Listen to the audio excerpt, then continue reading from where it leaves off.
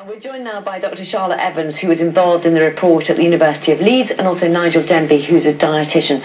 Charlotte, let's talk about a little bit about what you found. And it seems extraordinary that just sitting down as a family once or twice a week, from what you found, can make quite a big difference to what fruit and veg we eat. Yes, this is a large study of about 2,500 children in London, aged 7 to 10 years old.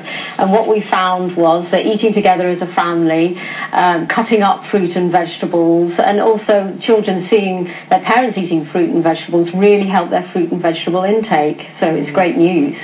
What happens if you put one of the children who is not used to eating at a table for a meal? Do you think it's a mindset that changes, or you said it's more about association of what happens normally in that household? Oh, definitely. I don't think parents should worry if the children aren't eating very much to start off with, because there are lots of stages, and the first stage is seeing other people eating fruit and vegetables and seeing it as a normal eating behaviour, and then gradually children do get used to eating more vegetables, so I don't think parents need to worry. And what was interesting from watching that family was, she said, didn't she, that it's sort of a habit being passed, the way you eat is a habit being passed down from one generation to another, and she's obviously eats really healthy food. Is it kind of habitual, and are we getting worse at it?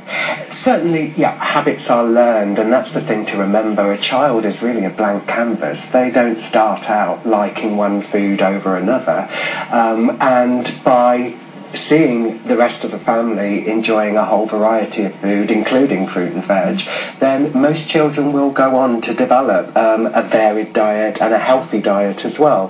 The problem is, of course, with a busy lifestyle, time can always seem so precious, and it can seem easier in the short term to quickly throw together some chicken nuggets and chips perhaps and put the child down in front of the TV and have a quiet, hassle-free meal.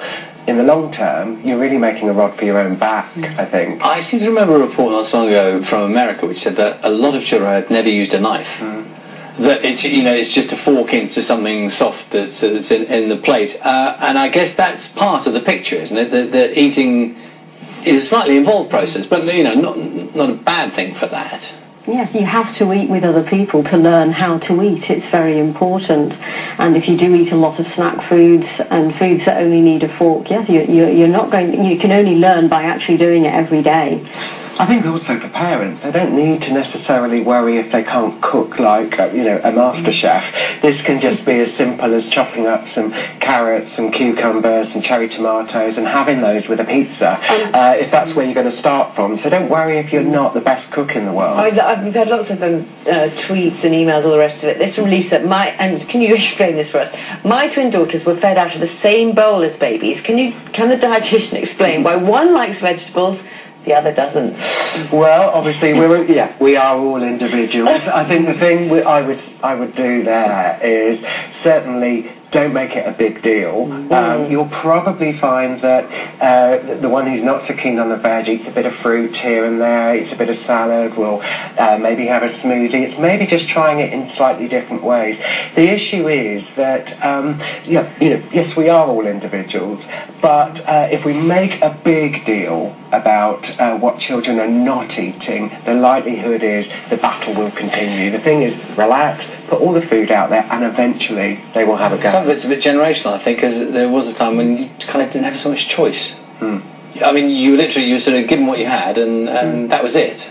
Yeah. And there's so many things going on now. Children get involved in so many different activities, and there are computer games, and it is very difficult for modern families, but what our report shows that it is worth making those efforts and persevering and getting everyone down to eat together. It makes a difference to be properly hungry by the time you sit down, and you need to be active to do that and not just snack and graze through the day. I'm probably hungry right now.